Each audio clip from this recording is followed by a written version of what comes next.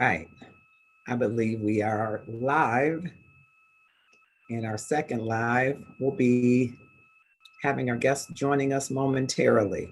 It's 2:59, and I just wanted to make sure that we could connect here live on LinkedIn. So I wanted to make sure that we were definitely connecting live, and it looks as if we have achieved live. I'm excited. I am excited. Okay. Hello, hello, hello. Okay, let's see. Hello, hello, hello. I'm trying to unmute you, all three of you, because we are live, actually. It's 2:59. So I wanted to make sure that I could get through because sometimes we have these challenges. Okay, I think Darcy is still trying to connect, and that will leave Allison. But you are live now, just so that you know it. You are live on YouTube and on LinkedIn. So as far as I can see, you're live and looking well. Okay, we'll give Darcy a moment. It's 3 o'clock. Just trying to connect, and Allison will give her a moment as well. All right. Let's see if I can follow the comments as well, those that may join us.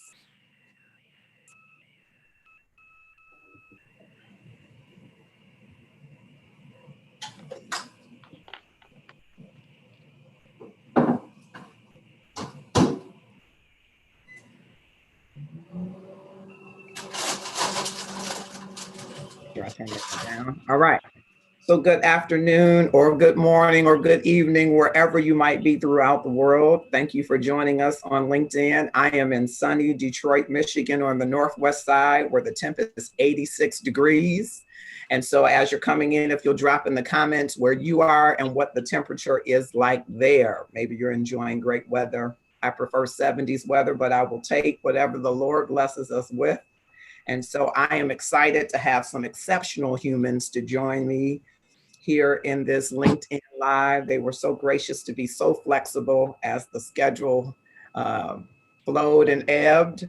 I appreciate them for being here, and I think you will have an exceptional experience learning about them and about a day in human resources. I'm Marcus Holmes, and I also call myself the HR Passion Guy. I hope you will start calling me that as well. I am passionate about HR and people.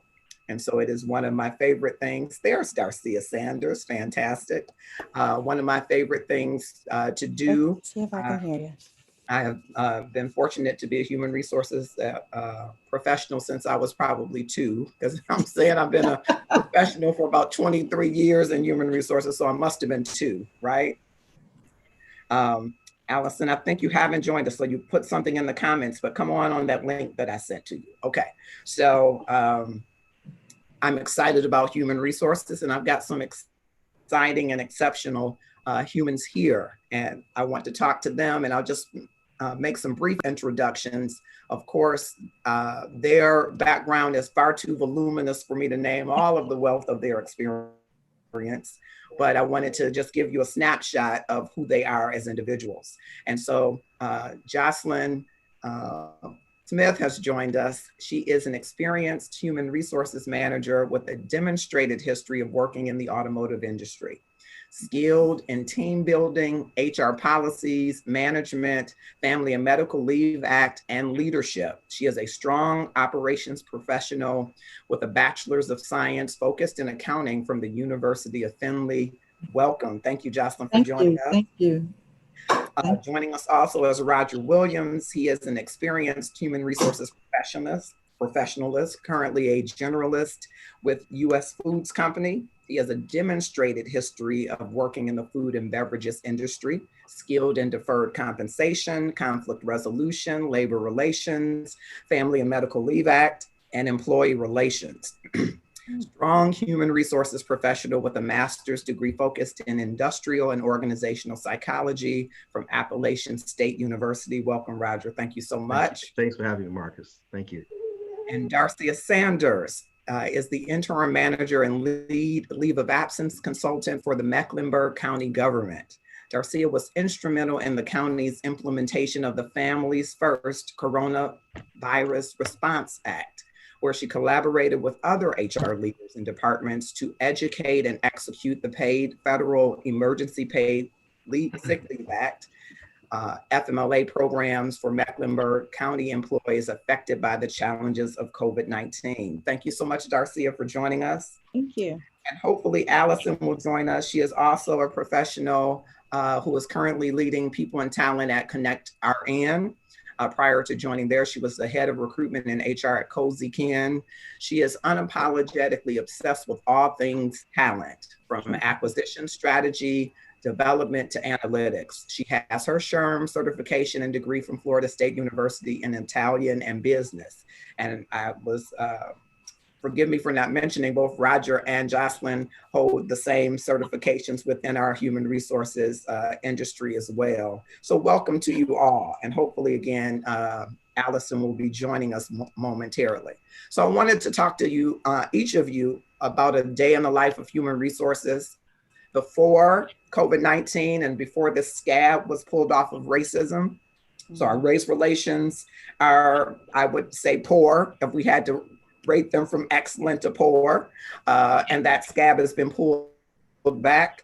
Talk to me about your organization, and shout out to all of them for allowing you to be here, or however that works. Shout out to them. What a day in the life of HR was prior to this current pandemic, or some people say two pandemics, right? Mm-hmm. And what that is like now. So we can start with you, Darcia. What was a day in the life? You're in Charlotte, North Carolina, correct? I am. Yes, I am in Charlotte. Mecklenburg County government covers Charlotte, North Carolina. That's the largest city that we oversee, as well as about 10 additional cities within that county. I'll say this, it was very busy. Of course, that's the life of HR. We were working hard to bring on new talent, and post-pandemic, that definitely came to a screeching halt. Our county has over 5,500 regular employees, and more than 1,000 limited part-time and temps as well. And of course, we service the community in many aspects, whether it's through our social services division, our county assessor's office. So all county services come through Mecklenburg County HR. And our ability to continue to support not only our employees, but also our community was affected by COVID-19. So part of my duty was to ensure that we can maintain a sense of normalcy throughout that process and keep that ball rolling, keep our employees working, and continue to provide those services to our community. And I'm wondering, when it first hit, Darcia, what were you thinking? And were you thinking it was going to be as severe as it is? Were you thinking it was going to have the pervasive impact in your organization? Because I know from your background, you've had to stand up policies to ensure that people could access the benefits that they needed to. And so, you know, we like to plan, I think most of us, though we're used to putting out fires, America, we like to plan. Yes. So it throws planning right out of the window, or it makes planning rapid, fast, and first, right? So when it hit, were you thinking this is going to be, what were you thinking? So as everyone knows, this was an extremely unique situation across the world, across the globe, because no one had ever experienced this before. So we're thinking, oh, we've seen swine flu before, we've seen all of these other pandemics before, and it never had this lasting effect. You know, you might have heard about it, they might have broadcasted it on the news, but it never really hit home. And so this was extremely different, because it was almost like a terror attack in a sense, because you begin to hear about it. It came a little closer to home. They said, you know, take these precautions. And then it was almost like mass hysteria in the office. It's like, we have to go, figure out a plan, get out of here. We have to shut things down today. And in in public sector, for those that are not in the public sector, we are not particularly prone to teleworking. Yeah. Mm. So this was a brand new experience for us, very unique again, because not only were we trying to determine, because we also cater to our health department countywide. So not only are we trying to support them, and they had to bring on new staff and all of those things, but we're also trying to do something that we've never done before, which is implement a level of teleworking. And of course, it was in our policy, Mm-hmm. but now we need to implement it Mm-hmm. fast and in a hurry and make things work. So we had to do an overhaul of laptops, an overhaul of IT support, and then create and build plans internally from department to agency to supervisor to employee that says, now what does teleworking look like for us? Mm-hmm. And that was the main part. Do we have work for you? Yeah. Do we have something for you to do? And is it that we have something, but we've just never thought about how you do that at home? Mhm. And I think that was the most challenging part. Wow. And are you finding, I want you to think on it, I'm going to go to Roger. Are you finding that you're trying to now say, hey, we could probably do a lot more things at home? I know everybody is visiting that, but I'll ask you, I'll double back. Roger, yours is a little different because US Foods never stops working, I guess. You have to supply foods to hospitals and everybody is considered essential workers. So when it hit, you know, like Darcia said, did you go faster trying to stand up plans? I know you do a lot of recruiting on the recruiting side of it. So tell us, what was a day in the life of HR and how has that evolved since it hit? Well, let me just say this about US Foods. We are one of the largest food distributors in the country. We have about 28,000 employees across the country. I work out of the Detroit Wixom location, which has about 300 employees on the distribution end that ship out food to our main customers, which are small independent restaurants, schools, as Mark has alluded to, hospitals, adult residential facilities. So pre-COVID, I was just like Darcia said, it was just hectic. I'm a generalist of HR department of one. So we were in full swing in terms of trying to fill our warehouse positions and our other positions here at the warehouse here. Um, when it hit, you know, we saw how things kind of were going across the country, particularly New York. Because our lifeblood was our restaurants, we knew there was going to be some issues for us. Because once they started closing the schools, which we delivered to this area, Detroit Public Schools, that was a big hit for us. Then it came down to the independent restaurants that started to close, even though they had takeout, that still reduced a lot of our business, if you will. Mm-hmm. So prior, you know, it was just life as usual, you know, trying to keep pace with the recruiting needs of this facility. After, then it became a whole thing, talking about the telecommuting from home. We were not so much, that was not a big part for us because our warehouse employees still had to come in. We were essential workers because we delivered to the schools and the warehouse, schools and the hospitals. But getting our IT involved happened relatively quick. Our corporate office developed protocols in terms of what we need to do because we were not going to allow our warehouses to become hotbeds of any kind. So we got wellness policies and protocols established. We started doing wellness checks. We started requiring basic distancing right when the guidelines came down from the CDC and the state did their shelter in place. We did a lot of engagement after the COVID hit. I still am the gatekeeper to information from unemployment. As you know, Michigan had a lot of issues in terms of getting unemployment out. We furloughed a lot of our employees who didn't apply for unemployment. We had a good portion, maybe a quarter of our office staff that worked from home, and they're still working from home. Mm-hmm. So we continued to do a lot of that. We had a hiring freeze, so the recruiting end kind of slowed, but then we had to work on the protocols and make sure everyone was strictly adhering to the social distancing that we needed, because we did not want any outbreaks in our warehouse because we got to get the food out to these hospitals and these facilities that were essential. Yeah. Thanks for that, Roger. I'm going to go to, I almost said Sue. I'll make a disclaimer. Sue, Jocelyn is That's Sue okay. to me. So I may interchange those between the two. And so tell us what was your experience, done a lot of work in the automotive industry. Tell us what was before and after like for you. Okay. So right now, I'm actually working for a steel company. I'm started this position about a year and a half ago. So our parent company is Italy. So, everything hit Italy first. And it was like they was just losing people left and right. So the owners in Italy called us and was like, hey, this is what we're seeing, it's coming you guys' way. You guys need to prepare.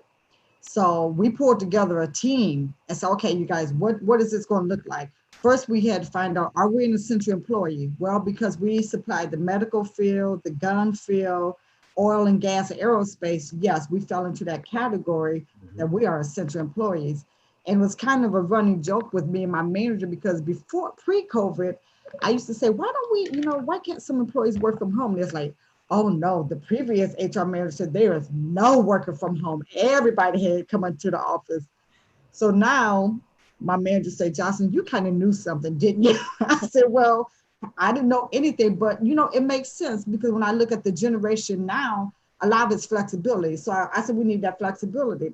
So Italy said, hey, you know what? You guys need to get some policies in place and you guys need to start understanding this is what we're seeing, how, they started shutting down and they're like 1,500 employees. So they started shutting down slowly. And it was like, okay, you guys need to start doing the same thing.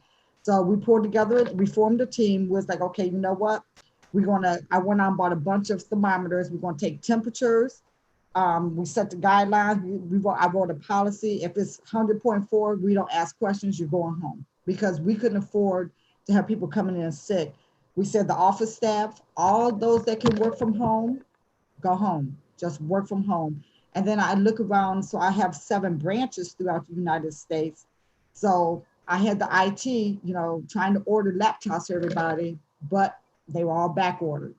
So we try to get as many people that can have a laptop, and they was actually rotating 1 week in, 1 week out. Somebody took over. So they finally got a rotation going on, but we sent out 90% of our staff in the office. Now the guys in the plant, they worked, but everybody went into a little panic, was like, why are we essential? Why are we essential? So, it was a lot of meeting with the guys. It's like, trying to keep everybody calm, we called in cleaning services. We had people come in every 2 weeks and defog and shoot fog into the air on every surface that we have, bathrooms, showers, locker rooms. But because we wanted the guys to know that we're doing everything possible to keep them safe. And so in Indiana, where I'm at in Fort Wayne, Allen County, we have like 98 deaths and maybe only 2,000 or 3,000 cases. But we're starting to see a climb because everything is opening back up. So I actually had people come in last week. I started bringing back the salary workforce. And unfortunately, I can't control what people do at home. So I started seeing people coming back in that talking to everybody, not wearing, not doing the social distancing, not wearing a mask. And I told my boss Friday, I said, we got to draw a line in the sand. I sent them right back out. I said, you cannot come in here and just act like everything is normal because it's not. We're still in the pandemic. We're still, trying to shelter in place. And then the wonderful Emergency Leave Act that I would say that I love so much, but I would be telling a lie right there, Darcia. So we had quite a few people that had to quarantine. And actually, I talked to the union president. I told him, I said, it's amazing how everybody's quarantining. I said, but they have to understand it's a one and done. So I told him, I said, somebody's going to get caught where they're going to end up getting terminated behind it. And sure enough, it happened. Wow. This guy said he had to quarantine. Then 2 weeks later, he had to quarantine again and couldn't get it covered. And he is no longer employed. Wow. So it's been a struggle. It's been a nightmare. It's been a headache.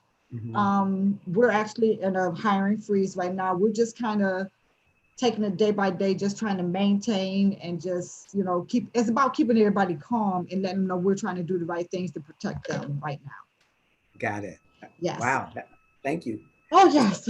Before I go to Allison, and I'm looking at Yahoo News' numbers this morning, Allison, so maybe a good place to start. I'm looking at Massachusetts, according to Yahoo News, has reported 107,837 cases of the virus and 7,962 deaths. I have Google pulled North up. Carolina, 59,150. So. Okay. Wow. North Carolina, 59,158 cases and 1,348 deaths. Here in Michigan, where Roger and I are, 68,989 cases, 6,133 deaths. And in Indiana, overall, 44,140 cases and 2,595 deaths. And so I want to talk to you all. First, I'm going to hello, Allison, and walk us through what your before and after was like. But I want the panel to be thinking about, have your staff or employees been impacted where you've had some transition, some folks that expired, passed away? And what was that journey? What is that journey like in helping employees stay connected, but keeping some semblance of hope among them? Hi, Allison. Hi, Marcus. Sorry about my technical difficulties. That's okay. I was like, I'm pretty sure I'm viewing this as a viewer instead of a panelist since I'm not on video. Yeah. Well, thank you for joining. That's why I'm not in IT, right? So, we're all in IT. We're Zoom people. Yeah, well, and I generally think I'm pretty tech savvy too, but this is my first LinkedIn Live, so look at that. Thank you for the invitation. As for before COVID and during and after, I've had a little bit of an opposite experience from, I apologize, Darcy, I only caught about half of yours since I was like in between the limbo of viewer and panelist when you were first speaking. But with regards to Roger and Jocelyn's notes about like hiring freezes, we've actually had the opposite occur at ConnectRN. So ConnectRN is a healthcare staffing app. And so even beforehand, we were starting to accelerate our growth simply from the need of healthcare facilities needing to have per diem staff members to ultimately have enough caregivers on site, particularly within the skilled nursing realm, to be able to provide critical patient care. So that in itself has always been something in play for, however many years prior even to the pandemic. However, in the pandemic, unfortunately, a lot of the full-time permanent staff members of these skilled nursing facilities contracted COVID.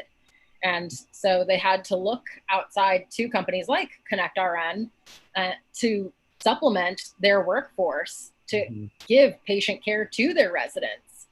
So ConnectRN has been very grateful to help fight the pandemic, actively, our nurses and clinicians. At the same time, my role, also people team of one, Roger, so hold strong, also super generalist over here. It's been extremely hectic. So I think that a lot of the focus before the pandemic was maybe more so on arming our corporate team for success in terms of recruiting more customer success specialists to be able to answer questions on the phones coming from our facilities or our nurses. Whereas as we ramped into March and got into the thick of the pandemic, and thankfully I have a really great counterpart, Cynthia Ortiz, who manages all of our clinical recruiting, and her team is just stellar. So we've gone from hiring 20 nurses and clinicians a week to over 100 during this period. So thankfully, that is not part of my purview. However, I support, I'm all of their HRBPs. So naturally, as we had our temporary staff members go into these facilities to fight COVID, they themselves have, started to contract COVID. And so there's been a lot of varied experiences with workers' compensation across a multitude of state lines. So in Pennsylvania, they've very clearly stated that healthcare workers who contract COVID while providing patient care are going to receive workers' comp. Whereas in some other states that were located, there has been absolutely zero ruling put out. And so I am put into a position where I'm working with our insurance company and also our broker to see like what we can do to expedite the process. But where there is no law, it becomes a question of, I genuinely don't even know what to do to help you here. And is it almost better to, help you to get unemployment rather than workers' compensation? And so there's a variety of really complex issues that have stemmed from the pandemic, where my workflow has really shifted to focus almost entirely on our clinical team. I mean, as it should, right? Like they're the ones literally doing the thing. They're fighting the pandemic, making sure that we can all work from home and have this conversation. So I'm very happy to do that for them. But it's just been a very drastic shift. As far as going remote for us with our corporate team, I mean, we're a tech company. We already use Zoom and Slack and all these things to be able to communicate at a distance. And because we were formed to provide flexible working options for nurses, they can actually pick up shifts through our app, super easy. So that's really great too. And in turn, that also has actually helped to create more jobs for people during this crazy economy when a lot of people are getting furloughed and laid off. Clinicians have been able to pick up and be able to feed their families by working shifts through ConnectRN, which has been very, very motivating for the corporate team. They still have to go out and do the work because they're essential. And we internally have to make sure, I say internally, but our nurses are W-2, so they're also internal technically. But our corporate team really also has to step up to be able to support them. Even though we are working from our homes, we're still really driving and putting in, I think a little bit more, or in a lot of cases, a lot more effort to make sure that that layer of support is there for our clinical community, more than, in non-pandemic times. So it's been a very massive shift for us. And because we have so many clinicians on staff, we don't actually fall under the FFCRA to qualify. So that has also been really interesting too. And also kind of crappy because there's no way for me to say to a nurse that's coming to me with COVID positive test results and has just worked 250 hours for us in the past month to say like, oh, is there like any possibility of sick time, but it's a per diem role and sick time isn't mandated everywhere. So it's just like, there's no great answer. And I just want to help everyone and it sucks because I can't. We're so used to being an answer and help. What I said in one of the promos is that we do everything from psychotherapy without prescribing drugs, right? To police, right? We do employee engagement, to strategic business partnership. We do advocacy and championing throughout our organization. So we always want to solve problems, though it's not always within our span of control to do that necessarily. So thank you for that. At the city of Detroit, we had a payroll team member to pass away. 4 union leaders have passed away. A number of different employees. One of my favorite security team members passed away. What has the journey been like for you as an HR professional? I know a lot of prayer and meditation and singing and staying connected because I'm extroverted. I don't know if any of you are fueled by your connection to people. So being away from people is somewhat a challenge, and not being able to be present with them, to be able to share in those moments of grief are a challenge. What has your experience been? Have you had employees, unfortunately, who have passed away or family members? And how have you helped to keep your sanity and help to promote the sanity of others?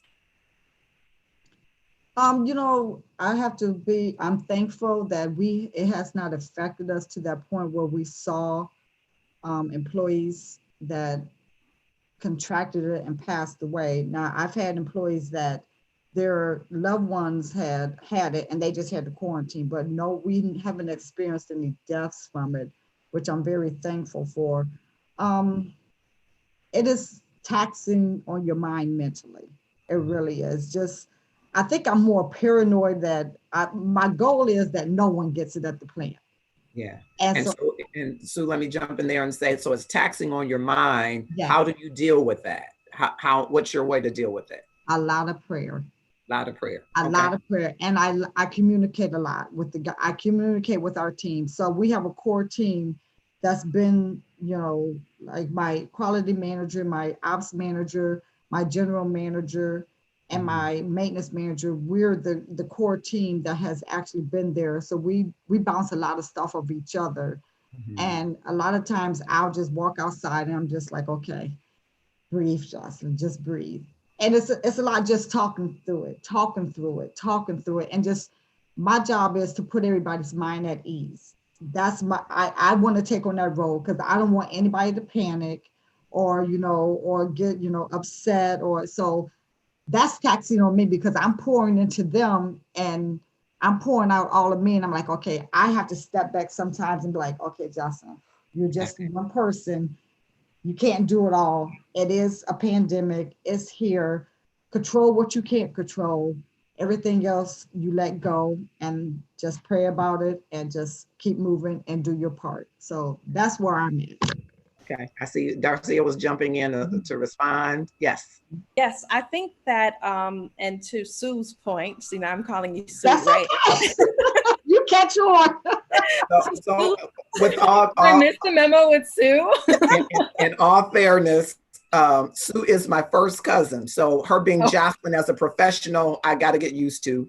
Darcia is like my baby sister, and I don't want to call her baby because she's a grown woman with children. Roger is one of my dear friends, and Allison is a new great friend that I'm developing a great relationship with. So forgive me if I drop the name the wrong way.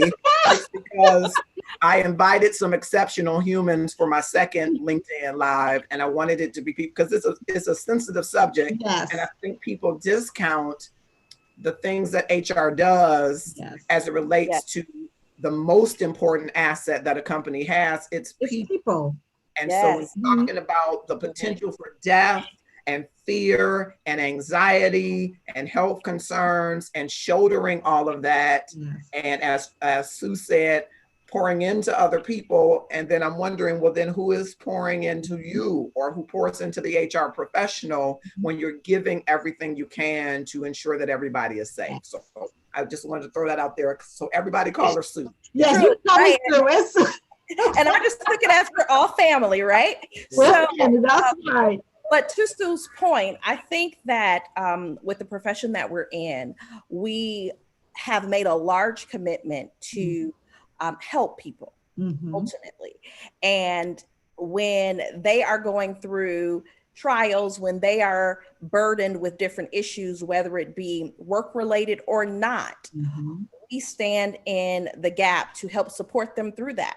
And we see that whether it might be through ER, whether it might be through benefits, whether it might be through class and comps and structure and HRBPs, all of those positions at one point or another support that employee, support management to ensure that we can be our best selves. Yes. And so during this pandemic, that is, I think, what has kept me going in a time where we are riddled with anxiety, we are riddled with worry and uncertainty.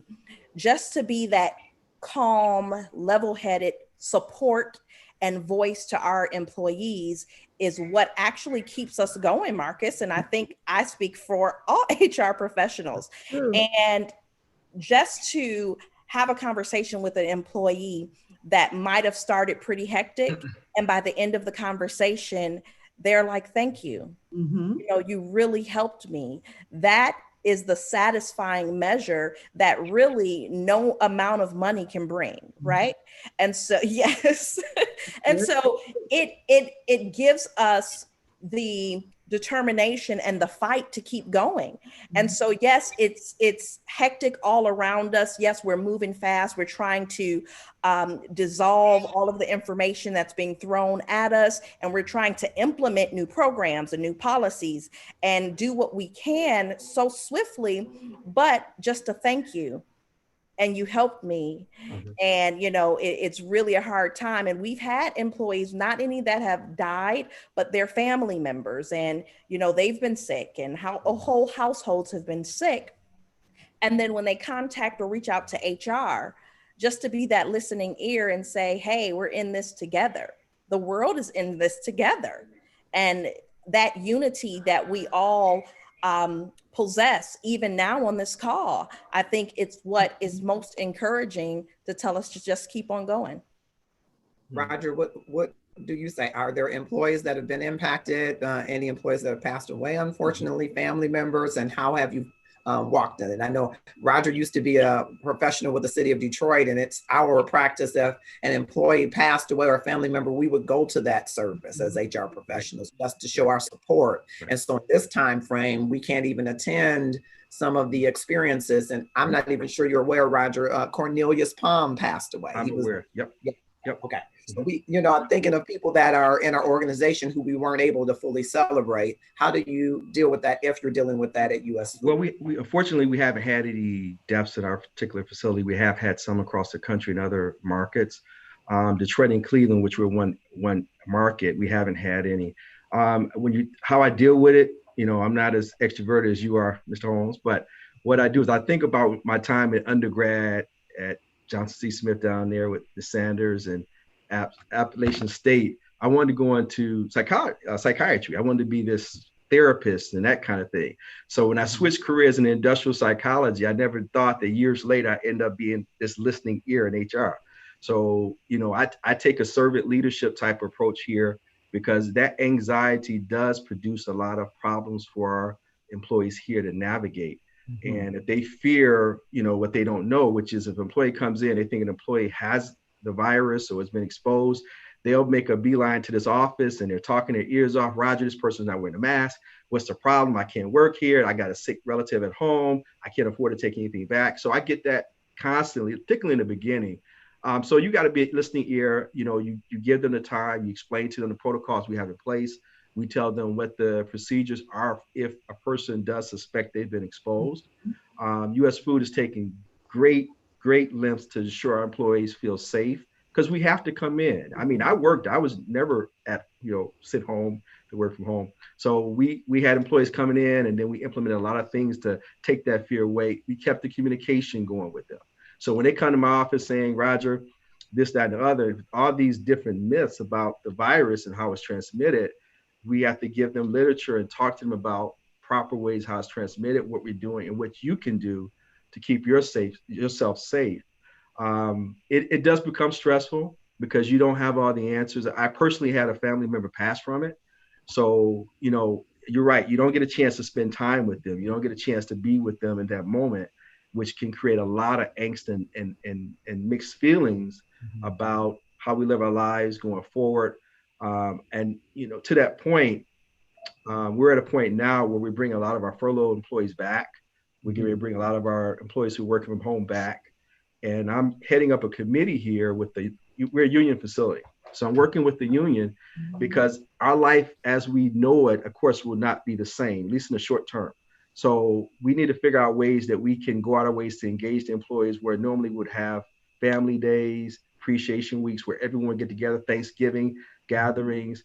And I just see the writing on the wall that when you take that all away and you bring all these people back with this anxiety and angst, you're going to have to find a way to engage them back as a community so they don't feel there's something is missing coming back.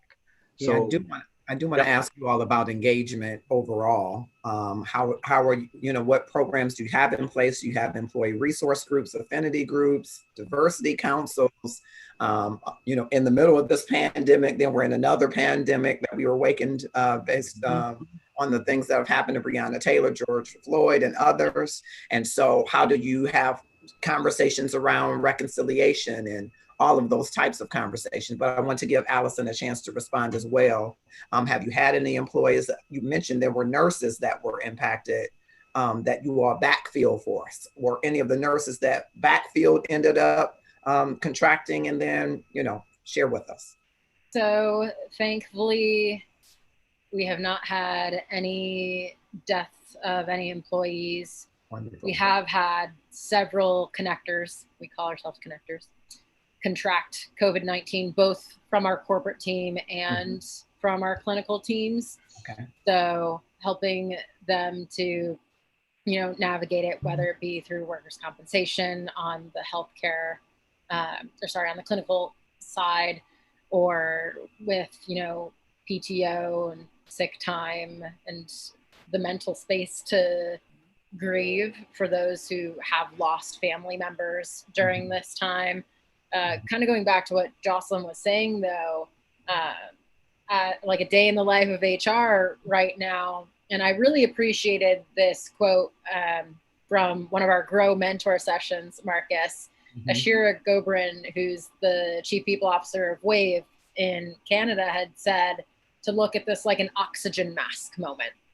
And so that has really kind of tangibly given me this image throughout the past 3 or 4 months to kind of keep going, but to put on my mask first before I go to help others. As you might be able to see, I'm a little bit of a bleeding heart where I default to wanting to help people before myself. So thinking about ways to mitigate my own stress in terms of even just putting a walk on my calendar. So that way I'm not in front of the screen and trying to squint with my glasses here for, 12 hours at a time sometimes, or maybe just watching a really mindless reality TV show on Netflix, right? Love is Blind. Gotta watch it, guys. Gonna plug it. But ultimately, no, I'm very grateful to say that we haven't had any deaths, but still helping people to process things emotionally by giving them the time and space necessary to do so has been the underlying theme here. And I have a mantra that's also, going back to what Jocelyn said, pretty similar. And I always tell my team this: it's control the controllables. So when you're getting so stressed about things that are outside of your realm of control, you're going to continue to go downhill and spiral. So a lot of times I'll have to repeat that to myself years after I kind of came up with it, when I was doing recruiting for people to work in China, and the visa process was giving me a headache. All right, Allison, you cannot control the Chinese government and who they're issuing visas to. Go for a walk, control the controllables, control your attitude. So it's something that I've had to continue to remind myself a lot of during this time, and be more mindful of what are my coping strategies, what are other employees' coping strategies, and how can I help them to work through this in a healthy way. And also reminding people that it's okay to take a step back right now, because we are in the middle of the pandemic. And as I mentioned, Connect RN has been very grateful, I guess. I don't know if that's the best word, but we've been very blessed to have gone through almost like a period of hyper growth during the pandemic, where we've continued to grow and grow and grow. But if we aren't taking the time to ourselves to slow down and have that break, then people are going to really experience burnout. So whether or not it's, illness in the format of COVID-19, or just the mental stress becoming too much of everything, helping people kind of walk through their emotions and feelings of hey, maybe I am feeling stressed, and that's probably why I took a tone in that meeting. So maybe I'll take a mental health day, and things of that nature is really how we've been experiencing it over here. Okay. All right. So I wanted to ask all of you, I heard Roger say, employees just come in. Darcy has said, talking to the employees and them saying thank you. Is there any formalized process like employee sentiment, employee resources groups, where employees are able to funnel their comments, their concerns, and how has that been critical in this, because I'm pivoting slightly now, in this era of the resurgence around race relations? What has the employee sentiment been like, and how have you had to address that with leaders, with employees across the board? You know, like for our company, because of the diversity, being an Italian company, and we have so many, wow, so much diversity in our plant, no one really has brought up the race relation issues or, you know, the marches. I kind of had a conversation with our ops manager, ops manager, and one of the still rolling managers. I came in on one of the conversations, and so they was talking about the protesters and about, you know, how they took over Washington, and you know, and about how the stock market is. They're like, they didn't understand why they was protesting.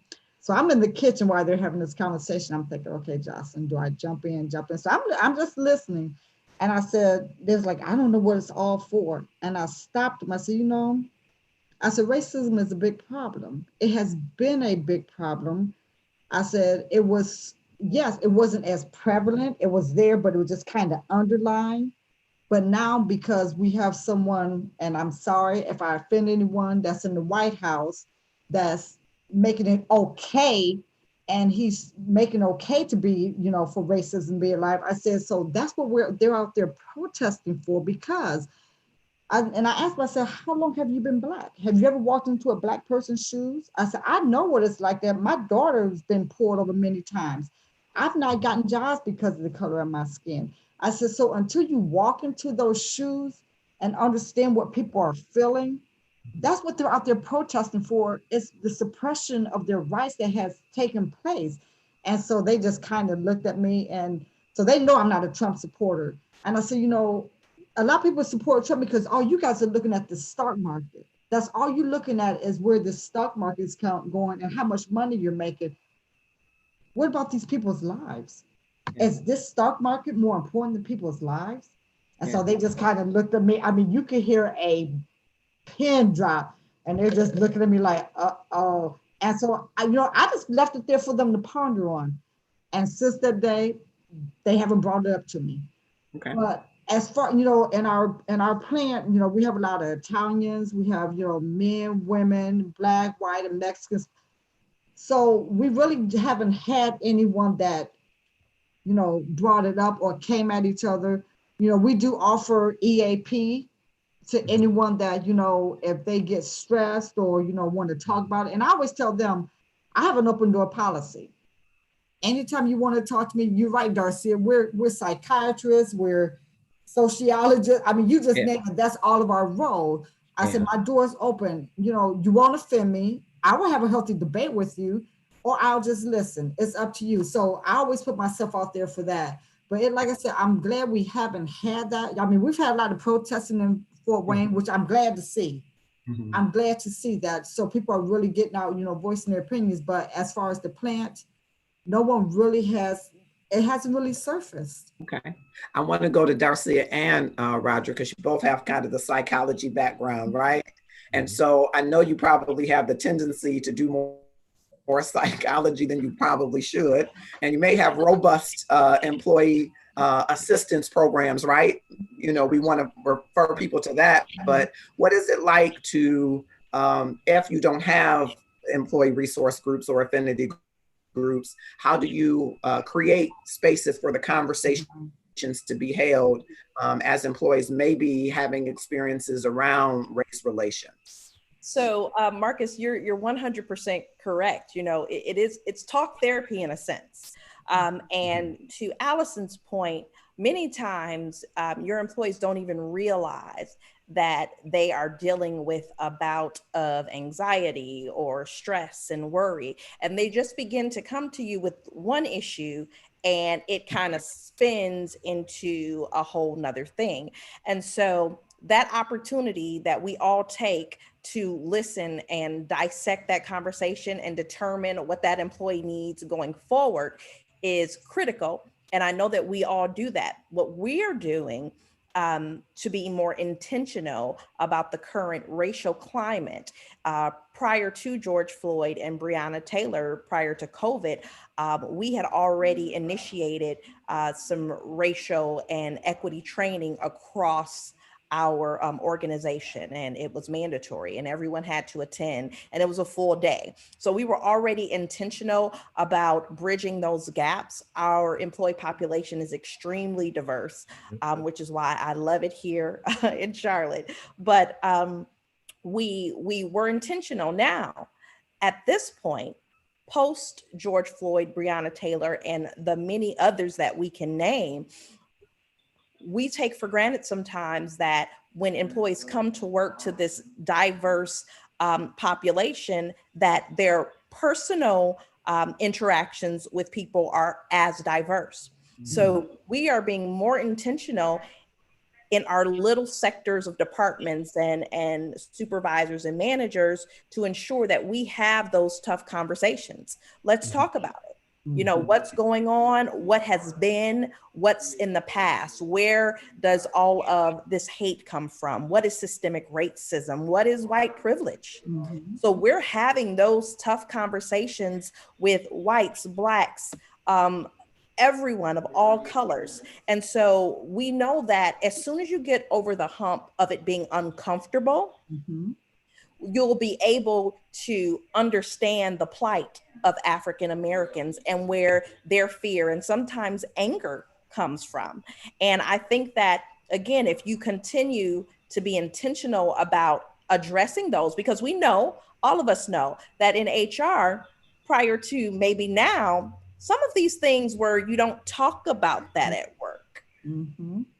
And so that doesn't erase the problem. Right. So we have to really kind of remove the scab and say, hey, we need to see it for what it is. And now we need to address it. And we need to look at both perspectives.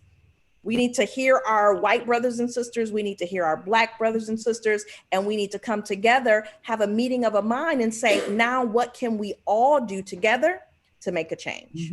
Yeah. Allison, I want to go to you, and thanks, Darcia, because I know it's better in an organization, in my opinion, when you do have people that have a psychology background in human resources to help facilitate some of those discussions when you don't have employee resource groups, which I'm a big advocate for. I know Deloitte and Touche, I hate to call names, but the Deloitte and Touche says they're dead. Affinity groups and resource groups are dead. I think they're very much alive. And I think there's a real reason that we should have them, so that people will have the space to connect with people and have these conversations. Because you're right, we got to get past being uncomfortable about the conversation. So thank you for that. Allison, I wanted to hear from you there. Yeah, so I think that we're in a little bit of a different state of existence as a company, as a startup. We're only 3 years old. So the majority of our employee population are our nurses and clinicians, but they're all per diem. So that makes it extremely interesting to look at training and development for them outside of, clinical related duties, because likelihood of them tuning in or not to something on Zoom remains to be seen. And it's definitely something that we're investigating further. I don't have a psychology background. My degree is in Italian and marketing. Yeah. So as a one-person HR team here, or people and talent team, technically, with my title, I know that I don't know. And I also recognize that I can never truly understand what life is like as a person of color. And so something that we're currently doing is hiring a diversity consultant to come in and not just do an unconscious bias training, because that's not going to do diddly unless we can have that open and brave conversation, as I believe Darcia had kind of started to allude to before. And so we also recognize where we're at as a company in terms of our diversity numbers. We have a fully white executive team and a fully white board. So when you look at that number and compare that to our clinical community, which is, and this might not be exact, but I believe that the last time I checked with our director of operations, it was 90% people of color and 75 of that 90% being Black. So it's absolutely imperative to our business to be able to have these conversations, particularly because racism is so rampant in the long-term care space.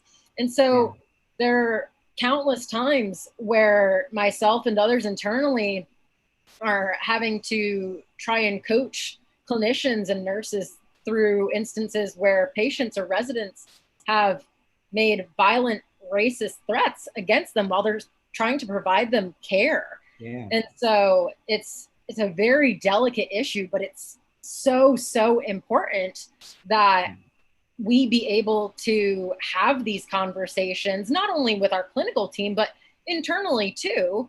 And so right now, I'm in the process of determining who that consultant should be along with the rest of our executive team. But yeah, I mean, I'll flag, I'm definitely not the expert here as much as I would love to be, but I can never understand what I have not experienced firsthand. And so we are making sure that we prioritize hiring a consultant who is someone who identifies as a person of color, first and foremost, to conduct this training. But we're also considering it's not just a one-off training. It's, really looking overall at what our greater diversity, equity, and inclusion strategy is and what that looks like. So as a startup, it's been a little bit of a confusing time because we still haven't even nailed down our core values as a company. So I kind of, in terms of Maslow's hierarchy of needs, I'm like, okay, guys, like, come on, exec team, like, let's get this done. I've been talking about it for the past 7 months. So thankfully we're moving that forward now. But that way we know that ultimately at our core, we want to be a place where all connectors can feel as though they belong. And so we have done an inclusion survey within the past week and a half that actually had really phenomenal participation from our corporate team. We have 43 headcount currently and 40 people participated. And so in terms of engagement, as I believe you were starting to allude to before, we found that 89% of our team members were actively engaged in the work, which was phenomenal. And 100% felt as though their work had true meaning and that they really believed in the mission of what we were doing. Simultaneously recognizing that not everyone felt that they could voice their opinions when it pertained to their work. And not everyone felt that decision-making was fair within the organization.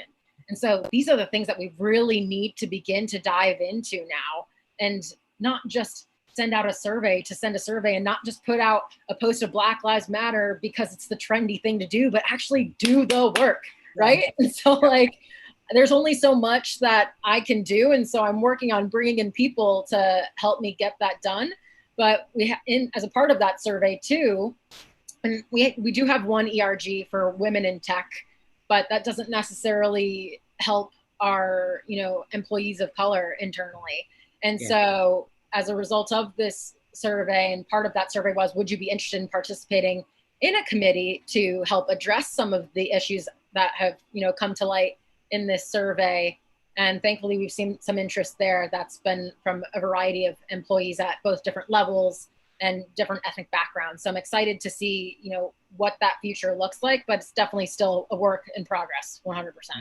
Kudos to you and to your organization. I think that's important. It is important work, even if you use whatever structure. ERGs is a great structure, and then you could clone that structure, right? And then hear from the sentiment of the employees. Now, how do we need to create an ERG that speaks to people of color, speaks for them, is aligned with our values, and don't feel bad. There are organizations that have values that they're not living, and they haven't gotten the employee sentiment to see whether or not it aligns with those values. So it's a journey that every organization should be taking. Roger, we're getting close to the hour, but I certainly wanted to come back to you and share with us a little bit.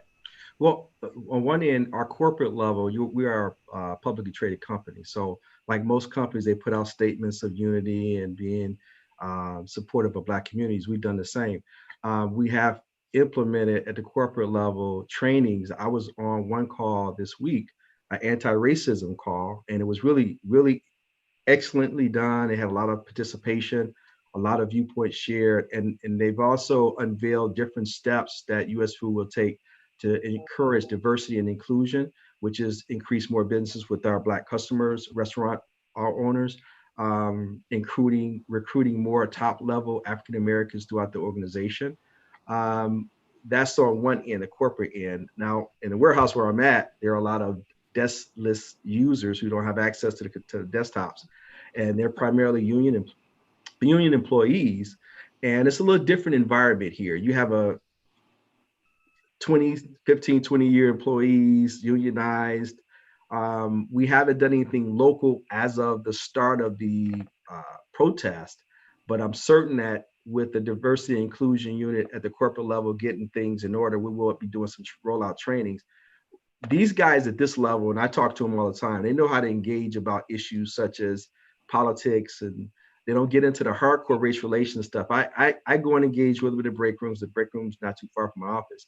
And I noticed that a lot of them, you got a broad stream of Trump supporters here, and you have a lot of those who are not so-called Trump users.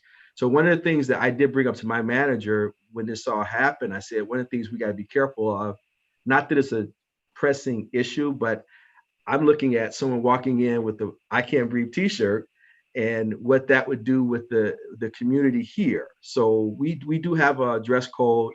We're prepared to handle that without creating a big issue in either way. But I always look at that, being from the city of Detroit and African-American male, I know the sentiments of a lot of our employees who have color. None of them have gone to that point. They talk out their issues, but we can get lively. I remember doing the impeachment proceedings in the break room when our warehouse folks were going there for their break.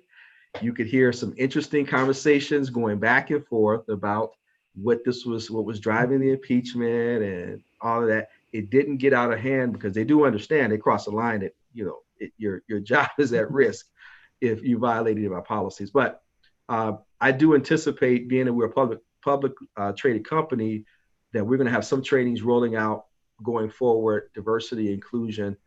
We just haven't done it at this level yet. Corporate level, yes. At this local level where I'm at now, no, not yet. Okay. We're right at our 4 o'clock mark, and I want each of you in under 2 minutes to look into that camera and talk to an HR professional about how he or she should take care of themselves going through this pandemic time. You've shared a little bit about your life, a day in your life, or days in your life, or months in your life.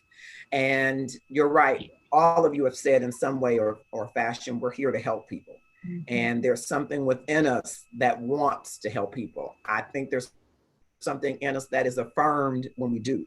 And we derive great meaning from the work that we do when that happens. And so if you would just look into the camera and talk to your colleagues, our colleagues, HR professionals, to give them some optimism about making it through this time and how they might do that in 2 minutes or less. I would say, Marcus, if there is anything that I try to convey day to day, whether it is to an HR professional or to our employees at large, is that every day can be a great day as long as you choose to make it that. Mm-hmm. And so there will be fires, there will be, we know there's no day that goes as planned in HR, right? And so with that being said, if you always remember that whatever comes up, you can handle. And it's just a matter of talking to yourself, encouraging yourself, breathing, exercising, and making sure that no matter what you're doing, you're remaining human, mm-hmm. while in human resources. And if you can ensure that when all is said and done, you have maintained who you are, what you believe, I guarantee you your impact will be much larger than you ever imagined. Who's next? I would just say that just keep in mind that people are not widgets. We deal with human beings that have all types of feelings, thoughts, experiences that they bring to work every day. If you allow yourself to get caught up in the highs too much or the lows too much, you'll find a roller coaster that you will burn yourself out. I say reach out and get a support, whether it is, I'm in the HR department of one in Detroit. I do have my manager in Cleveland and colleagues in Cleveland. So we try to Skype as much as we can. We have conversations to build one another up so that they say iron sharpen iron, so that you stay focused when times like this come. And I do anticipate that later as we go in this year, there's going to be a lull, there'll be a depression that a lot of people experience, having been home and having to deal with the protests. It'll be a very tired time for a lot of people. You have to be that one light to keep people focused on your company's goals and where they're trying to go as a company. So don't get yourself lost in the day-to-day ups and downs of the people that walk through your door. Okay. All right.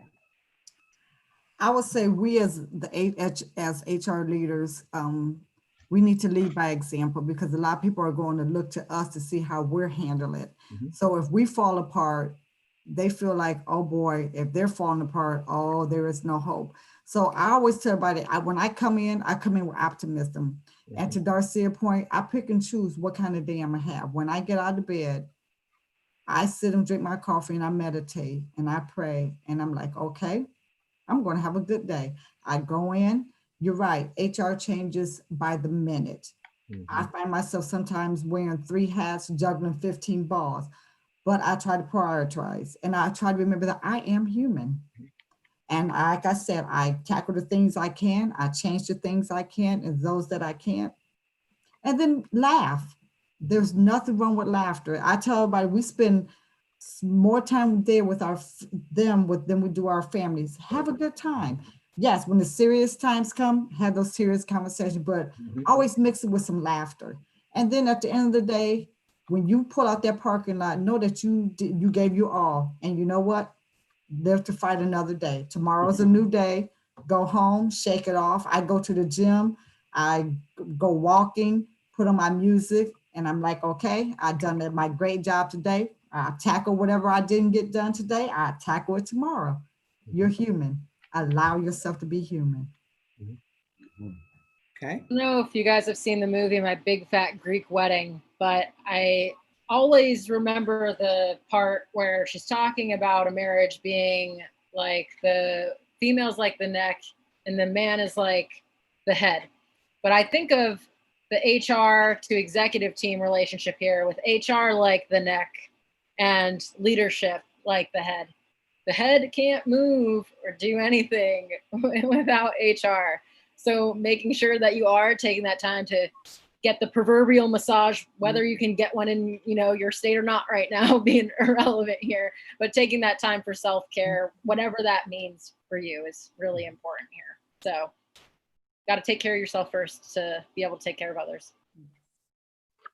Absolutely. I want to thank all of you. This has been a great hour glimpse of a day in the life of HR professionals. And each Friday, I'll be back on LinkedIn Live. I will be inviting you back as we talk with other HR professionals and other business leaders. I think it's important for every HR professional to take the time to take some care of yourself, that you find moments, if it's prayer, if it's meditation, if it's coffee or whatever it is, if it's the massage soon to come in your state, if it's reopening, whatever it is, moments of mindfulness or gratefulness to supercharge, empower your day, because there is an organization who is counting on you, and there are employees within that organization who think that you are rock stars, and you are. And so you got to bring your rock star game every day. And that's not an easy thing to do when you yourself are experiencing the impacts of the world on your family, on your psyche, on yourself. but you have to find that strength and power that's inside of you to bring forward into your organization. It is the journey of one, right? Bringing your authentic self to the game every day so that you can win at it every day. And so here are 4 folks that are winning at it every day. I am sure they will tell you that sometimes if it were baseball, they have some challenges getting to third base, but they don't give up. And that is what you must do as an HR professional. You must remember why you were called to this work, and I believe it is a calling, why you were called to the work of supporting and uplifting and advocating for the employees within your organization, and keep that call before you as you go day to day. Thank you all so much for joining. It's been a great session. I hope that you will share the content widely. Thank you, Darcia Sanders, Roger Williams, Allison Sproul. Did I say the last name right, Allison? You did, yes. Jocelyn Sue Smith. Thank you all for coming. Have a great day. You too.